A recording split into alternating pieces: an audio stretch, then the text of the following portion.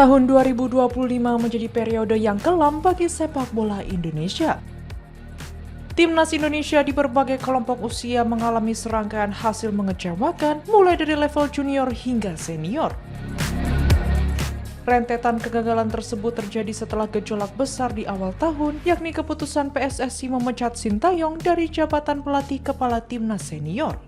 Padahal, ekspektasi publik terhadap timnas Indonesia terbilang tinggi. Hal itu tak lepas dari catatan impresif sepanjang 2024. Skuad Garuda sukses mencetak sejarah di Piala Asia 2023 yang digelar awal 2024 dengan menembus fase gugur untuk pertama kalinya. Prestasi berlanjut di Piala Asia U23 2024 saat Garuda Muda melaju hingga semifinal dan nyaris mengamankan tiket Olimpiade Paris 2024. Tak hanya itu, Timnas Indonesia juga menunjukkan tren positif di kualifikasi Piala Dunia 2026 zona Asia. Hingga pergantian tahun, Garuda masih berada di jalur persaingan dan menempati posisi ketiga klasemen grup, bahkan menyimpan peluang lolos langsung ke putaran berikutnya. Namun situasi berubah drastis saat memasuki 2025. PSSI secara mengejutkan memutuskan untuk mengakhiri kerjasama dengan Sintayong. Alasan yang dikemukakan kala itu adalah adanya dinamika internal di tubuh tim nasional.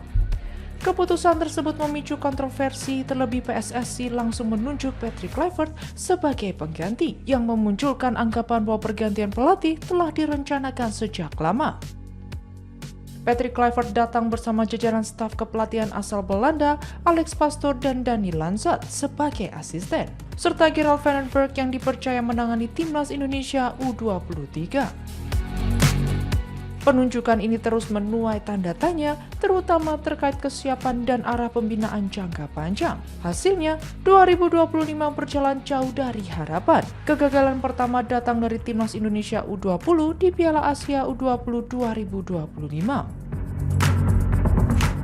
Tim asuhan Indra Syafri hanya meraih 1 poin dari hasil imbang melawan Yaman, serta menelan kekalahan dari Iran dan Uzbekistan sehingga tersingkir di fase grup. Selanjutnya, Timnas Indonesia U23 tampil di Piala AFF U23 2025 yang menjadi debut Gerald van den Berg sebagai pelatih kepala. Meski ditargetkan menjadi juara sekaligus pemanas menuju kualifikasi Piala Asia U23 2026, Garuda Muda harus puas finish sebagai runner-up usai kalah 0-1 dari Vietnam di partai final.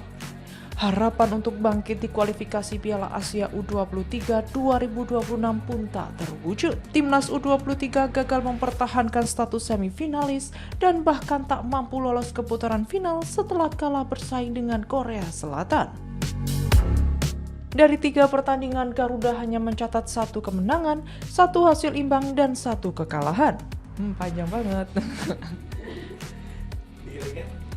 Kegagalan ini membuat Gerald van den Berg akhirnya melepaskan jabatannya sebagai pelatih Timnas U23. Puncak kekecewaan datang dari tim senior.